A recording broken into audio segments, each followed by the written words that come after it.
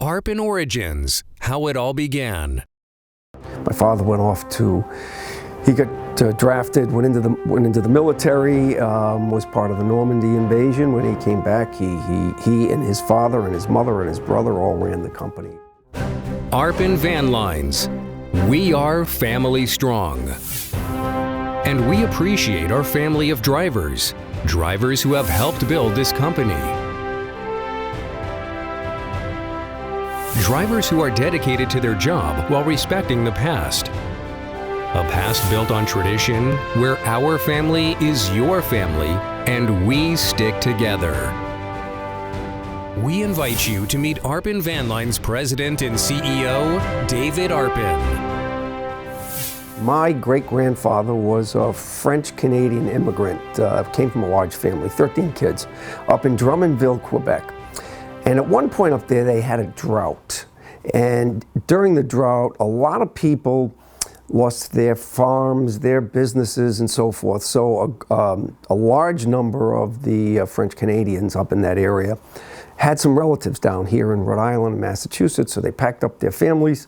Back then, that was before people had cars or trucks. They put it all in their horse and buggy and came on down to Rhode Island. So my great-grandfather was one of the kids, and as he got older, he started a business delivering coal and wood in the wintertime to help people heat their homes. And in the summertime, he would deliver ice. So one day somebody asked him, hey, Whitey, his real name was Paul, would you take this piano that I'd like to donate to the church? Took the piano down. Other people in the neighborhood saw him doing that, started asking him if he could move pieces of furniture. And eventually he got another horse and buggy so he wouldn't have a one that had either coal or water dripping from it, and started moving people's furniture. So that's really how the company started. His son eventually bought one truck, and started moving people's furniture, and then it kind of continued from one generation to the next.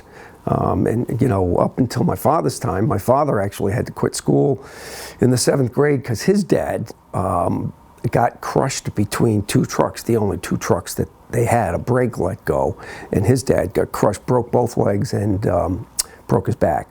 So he was out of work for quite a while. And my father's brother at the time was working for another moving company. So he and my grandmother actually ran it for a while, and then my father he got drafted, went into the military, was part of the Normandy invasion. When he came back, he and his father and his mother and his brother all ran the company, and that's kind of the way it continued till I got here and Peter got here.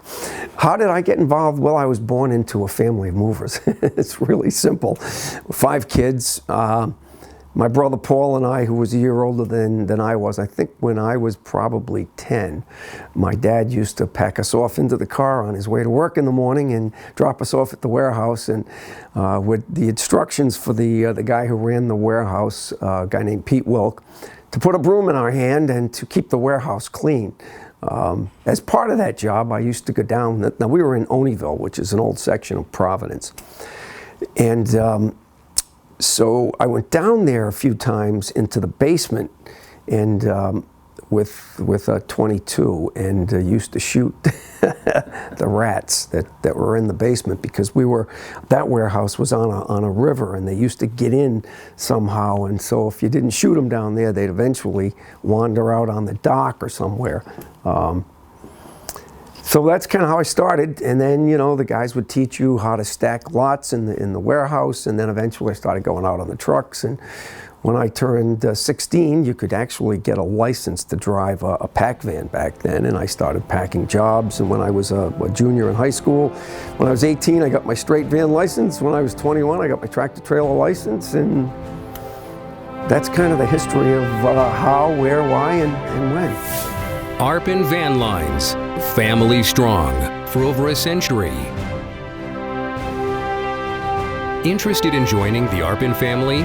Visit www.driveforarpin.com or call 877-759-3522 for further information.